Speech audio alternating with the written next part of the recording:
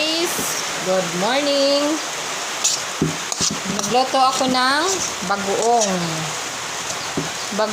na alamang. Binili ito namin kahapon doon sa bayan kasi meron tabo dito kahapon dito sa amin. Ginisa ko siya ng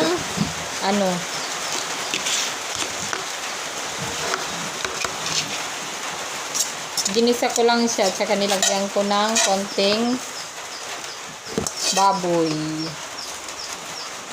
Gusto kasi ito ng mga bata na inuulam. Ang sarap ito. Baboy.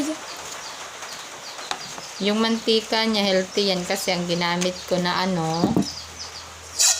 gata ng nyog. Bata. No. Bata hindi. Ma. Pang isang linggong ulam namin ito. Baka hindi nga maubos kasi minsanan lang naman ito nilang kinakain. Pang lang sa ulam. Ito na siya guys. Tingnan nyo naman. Bagoong na alamang. Kain tayo. Mayroon ako ditong tutong. Tutong na kanin lang ang natira. Healthy naman yung niya, yung mantika niya kasi sa ito sa mantika ng nyog.